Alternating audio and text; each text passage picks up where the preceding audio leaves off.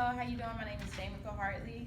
Hi, how are you guys doing today? I'm McTier, and today, today guys, we'll be talking about current, resistors, and capacitors. I want to start off by giving you guys some definitions. Our first definition will be current.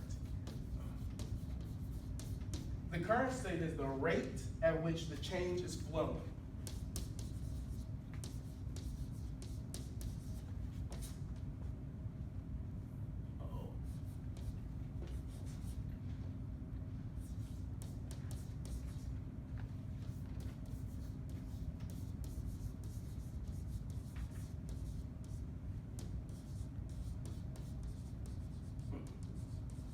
So ladies, and sometimes current is on your hair flat irons. You'll see it there.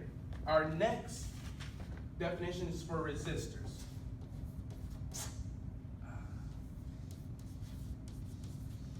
A resistor stops or repeats the current.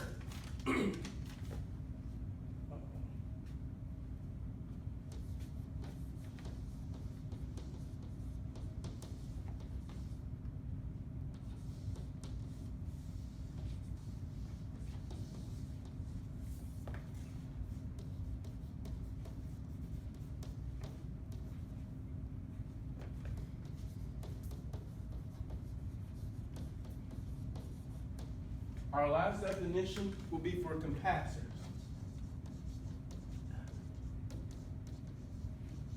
A capacitor is mainly an object that controls and holds energy flow.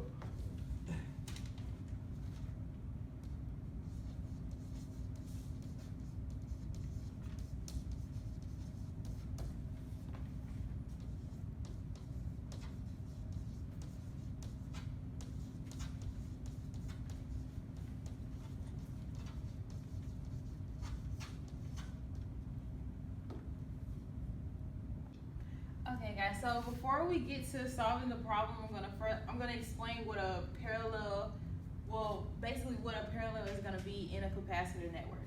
So say you have this capacitor network, and you have your voltage, your C1, your C2, your C3, and your C4. So as in the picture or the diagram, you can tell that C3 and C4 are going to be in the same network. So your equation to find both of them will have to be C3 times C4 divided by C3 plus C4. And in order to find the whole value of the capacitor network, is going to be C1 plus C2 times this right here, or plus this right here, plus C3, C4 divided by C3 plus C4.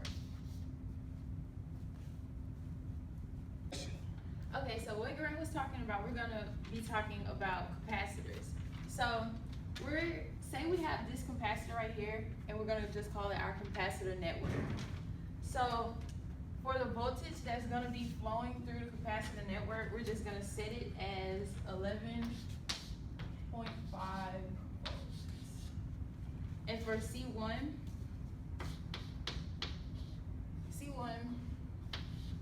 we're going to set it as 3.03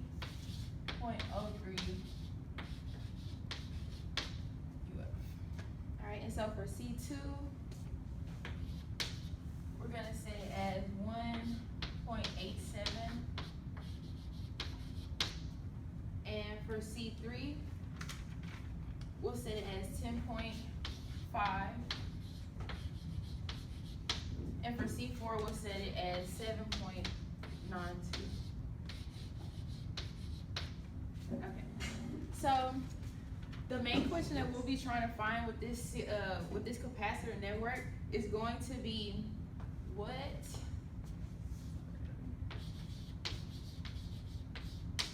is the equivalent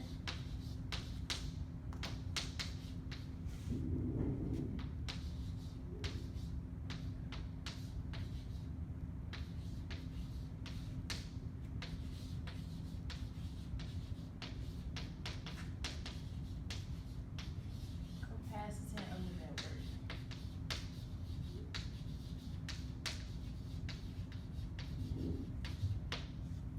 Okay, so in order to find the equivalent capacitance of this whole network, our first step will have to be to find C3 and C4, and that's only going to be because they're in a parallel. So since they're in a parallel, we're going to have to add them together. So step one. C3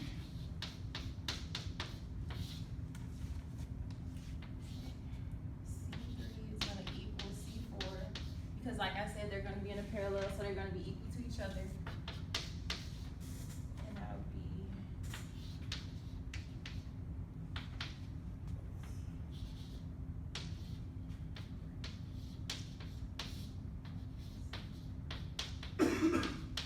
and so this is going to be our equation to find C3 and C4. So step number 2 is going to be finding the actual total of the whole capacitor network. So that equation is going to be C total equals C1 plus C2 plus C3, C4 divided by C3. Alright, and so once you do all of that, we're going to plug in our numbers. You're going to get 3.03 plus 1.87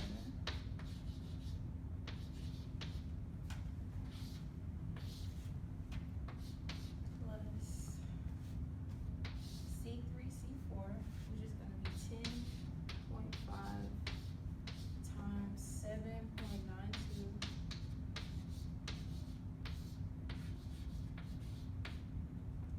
divided by 10.5 plus 7.92. And so after calculation, and you add C1 plus C2 plus the capacitor total of C3 equals C4, you're gonna get a total, you're gonna get a capacitor total of 9.415.